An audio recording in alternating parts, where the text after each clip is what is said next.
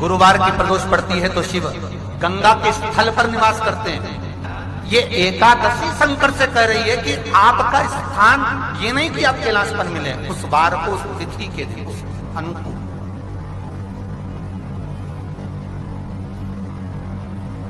गुरुवार की प्रदोष शत्रुओं का नाश करती है।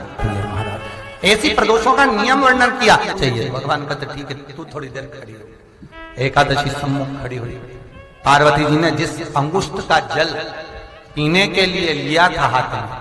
बस पीने ही वाली थी, शंकर भगवान ने वही हाथ में जल लेकर एकादशी के हाथ में उसको देकर कहा, ले ये मेरे द्वारा निर्मित एक व्रत है जिसे त्रयोदशी के दिन तूने मांगा है, मैं तुझे देता हूं। आज इस व्रत का फल मैं तुझे प्रदान करता हूं। अब तू जिस जीवात्मा को लेकर जाएगी उसका पाप प्रबल नहीं होगा।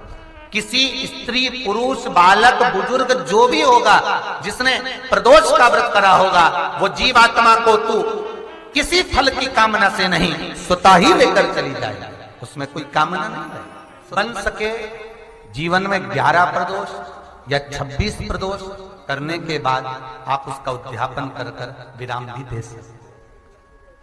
पर जीवन में एक बार प्रदोष का व्रत मौका मिले, जिस कामना से, जिस दिन का भाव आपके मन में आए कि मुझे रोग से मुक्ति पाना है तो ये प्रदोष मुझे करना है भाई, और रोग मुक्ति के लिए हम जो भी आपके मन में आ रहा है, संतान प्राप्ति के लिए शनिचरी प्रदोष, आप उसका स्मरण करें। संस्कारी बेटी से आज फिर लिखा शिव महापुराण में, बड़ा सुंदर लिखा वेद व्यास जी ने। मान लो आप प्रदोष का व्रत नहीं कर सकते, आप अगर व्रत नहीं कर सकते तो प्रदोष के दिन, प्रदोष काल में शाम का समय, सूर्यास्त का कुछ पल, कुछ घड़ी के पहले से लेकर बाद तक का प्रदोष काल के अंतर्गत आप शंकर जी के मंदिर में जाकर 1 लोटा पानी, 5 बेलपत्र भी अगर समर्पित करते हैं तो संपूर्ण प्रदोष का फल आपके भाग्य में प्रबल हो जाए। शिव महापुराण में इसका गुरुवार का प्रदोष पड़ जाए, बृहस्पतिवार का यदि प्रदोष पड़ जाए तो प्रदोष के दिन, प्रदोष काल में, प्रदोष के दिन, प्रदोष काल में शिव जी को अगर अनार का पुष्प समर्पित करा जाता है तो संपदा की कमी नहीं होती, कभी वैभव की कमी नहीं। केवल 2 महीना ऐसा होता है, एक होता है वैशाख का महीना, एक होता है ज्येष्ठ का महीना। ये 2 महीने में कभी भी कोई सी भी 2 प्रदोष, किसी भी 2 प्रदोष को ले लो और उसमें अनार का फूल, जो अनार का फल लगता है उसमें फूल भी लगता है, अनार का यदि पुष्प, एक ही पुष्प यदि शंकर के शिवलिंग को समर्पित करा जाए तो कभी, हम तो यहां तक कहेंगे कि कोई बहुत छोटे से छोटा व्यक्ति है, भले हाथ गाड़ी चला रहा है, ठेला गाड़ी चला रहा है, रिक्शा चला रहा है, उसके पास धन नहीं है, बहुत कमजोर है, पैसा नहीं है, बहुत तकलीफ में है, बहुत दुखी है, तो हम तो उससे कहेंगे कि या तो वैशाख के महीने में या ज्येष्ठ के महीने में कोई भी 2 प्रदोष को अनार का पुष्प यदि वो समर्पित कर देता है तो निश्चित है उसके घर में वैभव संपदा बढ़ना प्रारंभ हो जाती है, कार्य में उन्नति है। दोष के दिन संभेश्वर महादेव का नाम 7 कनेर के पुष्प, कितने? कनेर मालूम है? कनेर के 7 फूल, 1 बेलपत्र। जिस समय पर कनेर का फूल बेलपत्र के साथ चढ़ाया जाएगा तो 7 कनेर के पुष्प सीधी बेलपत्र पर आपको रखना। 2-3 प्रदोष कर देखना है। अगर कोई आपसे कहे कि आपका भाग्य ठीक नहीं चल रहा, आपकी किस्मत ठीक नहीं चल रही, आपके ग्रह ठीक नहीं चल रहा है, आप भाग्यशाली नहीं हो, फिर माथ उठ जाओ, उसके बाद देवत्र महादेव के पास 7 कनेर के पुष्प, 1 बेलपत्र, कनेर के पुष्प 1 बेलपत्र में रखकर नंदीश्वर के पास में बैठकर श्री शिवाय नमस्तुभ्यम बोलकर अशोक सुंदरी वाली जगह पर स्पर्श कराकर भगवान शंकर पर 7 फूल के साथ बेलपत्री की डंडी अशोक सुंदरी की साइड हो, ऐसा स्मरण करते हुए शिव को समर्पित कर दे। वही बेलपत्री 5 बार नमः शिवाय या पंचाक्षर मंत्र, षडाक्षर मंत्र या श्री शिवाय नमस्तुभ्यम बोलकर वही बेलपत्री 3 प्रदोष, 4 प्रदोष, 5 प्रदोष, 2 प्रदोष, जितने प्रदोष आप चढ़ा रहे हैं प्रदोष काल में, वो बेलपत्री लाकर अपने कक्ष में, अपने पूजन वाले स्थान पर रखते जाओ। 1 बेलपत्री 1 प्रदोष पर लाओगे, अगला प्रदोष आएगा, कितना अंतर पड़ता है आपके भाग्य बदलने में, आपको खुद मालूम पड़ जाएगा कि आपकी किस्मत कैसे बदलती है। मेहनत आपको करना है, श्रम आपको करना है, आपको लगाना है, और बेलपत्री और कनेर का पुष्प शिव को चालू करो, प्रदोष चढ़ाना। किसी व्यक्ति ने अपनी जिंदगी में एक नियम बना लिया कि मुझे प्रदोष के दिन बाबा देवाधिदेव महादेव को 1 कमल का पुष्प चढ़ाना। और कई मौसम ऐसा होता है कि उसमें कमल का पुष्प नहीं मिलता तो कमल गट्टा बाजार में मिलता, देखा है आप लोगों ने, काला कलर का होता है कमल गट्टा। एक कमल का गट्टा भी यदि देव महादेव को यदि कोई कितना भी दरिद्र है, कितना भी गरीब है, उसका कोई व्यापार नहीं, कोई व्यवसाय नहीं, कोई नौकरी नहीं, कोई चाकरी नहीं, कितना भी परिस्थिति से मारा हुआ व्यक्ति है, अगर उसने प्रदोष नियम बना लिया, प्रत्येक 12 महीने का मैं नियम लेता हूँ और पूरे 24 प्रदोष मैं बाबा को कमल का, जिस समय पर कमल का पुष्प मिल जाए उस समय पर कमल का पुष्प चढ़ाओ, ना मिले तो कमल गट्टा चढ़ाओ। पर जिसने प्रदोष का नियम बना लिया, एक साल पूरा नहीं होगा और मेरा बाबा उसका हाथ पकड़कर उसको मंजिल तक पहुंचाना होगा। कितना भी दरिद्र, कितना भी दरिद्र, ये लोमश ऋषि की कथा कहती है, ये लोमश बाबा का चरित्र कहता, कितनी भी गरीब परिस्थिति क्यों ना हो, कितना भी दरिद्रपन क्यों ना हो, कुछ नहीं घर में। गुरुवार का प्रदोष पड़ जाए, बृहस्पतिवार का यदि प्रदोष पड़ जाए, तो प्रदोष के दिन, प्रदोष काल में, प्रदोष के दिन, प्रदोष काल में किसी शिवालय में जाएं, शंकर के मंदिर में जाएं, एक ही दिए के अंदर एक फूल बाती, कैसी बाती है, फूल बाती, और उसी दिए के अंदर एक लंबी बाती, 2 बाती। कौन सी बाती हैं, जम के बोलो जरा। एक फूल बाती, एक लंबी बाती, 2 बाती। एक ही दिए के अंदर फूल बाती, लंबी बाती दोनों रख लें, थोड़ा सा घृत की बातियां, तेल की बाती नहीं, घी की बाती रखें, और दोनों बातियां उसमें रखकर 3 बेलपत्र भगवान शंकर के मंदिर में लेकर जाएं। दिए को भी प्रज्वलित नहीं करना है। पहली बेलपत्र नंदीश्वर की, जो ऊपर का भाग होता है जिसको हम शिव तत्व भाग कहते हैं, नंदी के पीठ पर एक भाग होता है जिसको शिव तत्व भाग कहा जाता है, वो नंदी की पीठ पर जो भाग है वहां पर एक बेलपत्र समर्पित करें। दूसरा बेलपत्र आप जो माता पार्वती जी का, जैसे ये शिवलिंग है और ये गोल भाग है, ये माता पार्वती जी का हस्तकमल है, तो माता पार्वती जी का जो हस्तकमल है, इस हस्तकमल पर कहीं पर भी एक बेलपत्र आप समर्पित कर दें। और तीसरे नंबर की जो बेलपत्र है वो भगवान शंकर पर समर्पित कर दें। जो दिया आप लेकर गए हो मंदिर में, उसी दिए को नंदी और महादेव, इन दोनों को दर्शन कराते हुए अगर मंदिर के अंदर लगाने दें दिया तो ठीक है, ना लगाने दें तो दीप को बीच में बस स्पर्श कराकर, भले बाहर जाकर लगा दो, पर प्रयास करो वो दीप, वैसे तो बीच में नंदी और शिव के मध्य में वो दिया स्पर्श होना चाहिए। जैसे ये नंदी है और ये शिव है, तो इसके मध्य में दीप स्पर्श कर ले, भले उसको जलाने ना दे, पर स्पर्श मात्र कर कर अगर आपने एकांत में कहीं पर भी ले जाकर लगा दिया, उस दीप को जला दिया, तो गया हुआ कितना भी करोड़ रुपया हो, वो धीरे धीरे कर कर गया हुआ धन हमारा वापस आता ही है। कोई खाकर भी बैठ गया तो देगा जरूर, वो धन आएगा जरूर, कैसे भी आएगा, पर अपनी संपदा वापस। शिव तत्व की प्राप्ति है। शिव कथा कहती है, नंदी का एक पांव जो ऊपर होता है, आप लोग दर्शन करे होंगे शंकर जी के मंदिर में नंदी के, तो नंदी का एक पांव उठा हुआ होता है, एक पांव नीचा की ओर होता है।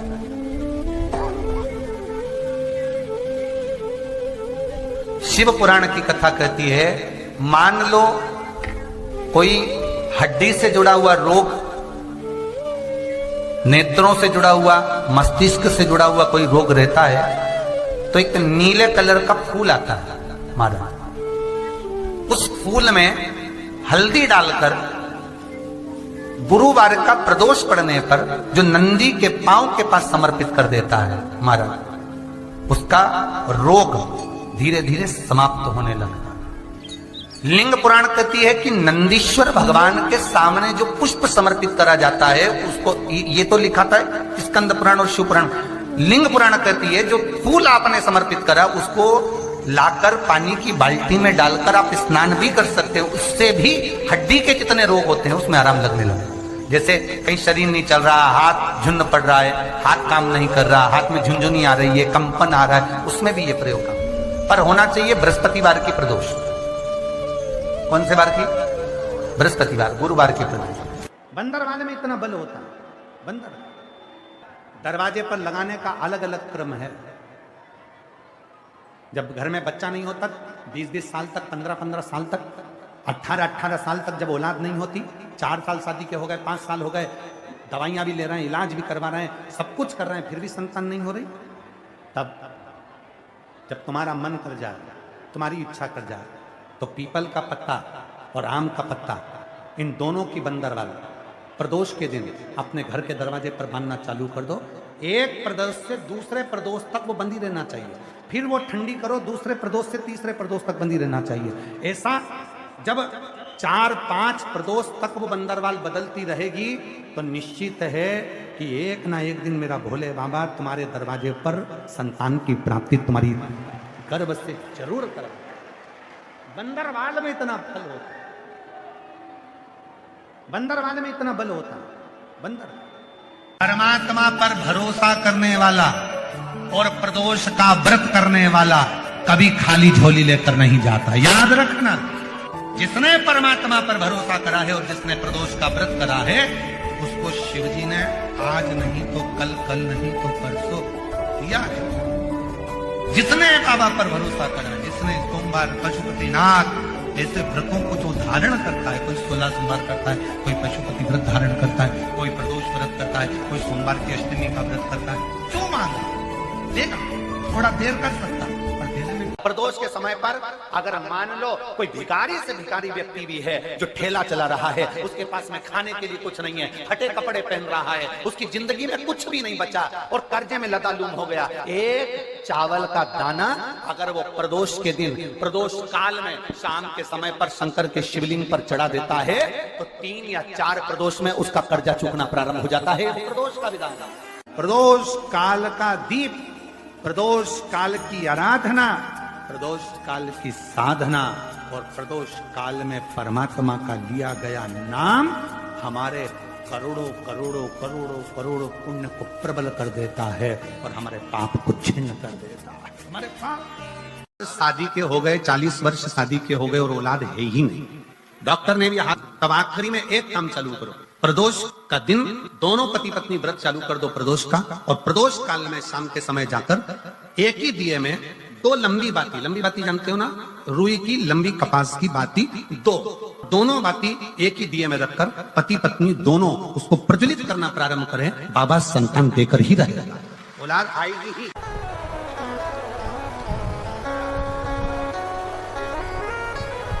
प्रदोष के दिन यदि आपको कहीं से शमी पत्र मिल जाए, प्रदोष के दिन यदि कहीं से आपको शमी पत्र मिल जाए और प्रदोष काल में, प्रदोष का जो समय होता है, शाम का जो समय होता है प्रदोष काल, 4 प्रदोष 5 प्रदोष आप कर देखिएगा कि आपका कोई काम है, कोई नौकरी के लिए आप अप्लाई कर रहे हैं, कोई समस्या बड़ी विकट आ गई है, कोई तकलीफ, बड़ा गला पकड़ रहा है बेटा, कोई तकलीफ विकट आ गई है, कोई समस्या विकट आ गई है, प्रदोष के प्रदोष काल में अगर एक शमी पत्र भी आप घर के शिवलिंग को, अब ये करने के लिए आपको मंदिर के शिवलिंग नहीं जाना, अपने घर में जो शिवलिंग, चाहे वो स्फटिक का हो, पारद का हो, कंकर शंकर का हो, लकड़ी का हो, जो शिवलिंग तुम्हारे घर में, कांच का हो, चाहे वो नर्मदा के कंकर का हो, नर्मदेश्वर हो, पाषाण का हो, जो शिवलिंग, चांदी का हो, सोने का हो, तांबे का हो, पीतल का हो, जो शिवलिंग तुम्हारे, एक शमी पत्र यदि आप भगवान शंकर के शिवलिंग पर समर्पित कर रहे हो और उस शमी पत्र को उठाकर रात्रि को 9:15 की जो एक मुहूर्त होता है, एक समय होता है जिस समय पर हम अपने मन की बात भगवान शंकर को कहते हैं, पूर्व में भी इसका वर्णन हम कर चुके हैं कथाओं में, उस 9:15 पर वो शमी पत्र को उठाकर एक कागज में, एक कटोरी में उसको रखते थे। 4 या 5 प्रदोष के उस शमी पत्र को अपने पास में रखिए और जिस कार्य के लिए जा रहे हो उसको जेब में ऊपर के भाग में उसको रखकर लेकर जाइए, आपका वो कार्य सफल होकर ही रहेगा, वो रुक नहीं सकता। उस शमी पत्र में इतना बल होता है, प्रदोष का जो शमी पत्र होता है वो बड़ा बलवान होता है। एक चंद्रमौलेश्वर महादेव का नाम लेकर एक चावल का दाना भी सुख देता। और मेरी जीजियां याद रखें, मेरी जीजियों से निवेदन है, कभी कभी ऐसा लगता है शरीर में अगर कोई गांठ पड़ जाती है, बच्चादानी में गांठ आ गई, चेस्ट में गांठ आ गई, शरीर के कोई अंग में गांठ आ गई, घबराना नहीं है, डॉक्टर का इलाज करवाओ, दवाइयां लो, साथ में एक नियम बनाओ, प्रदोष काल में 2 दीपक शिव जी के मंदिर में लगाओ और एक चावल का दाना शंकर भगवान पे चढ़ाना प्रारंभ करो।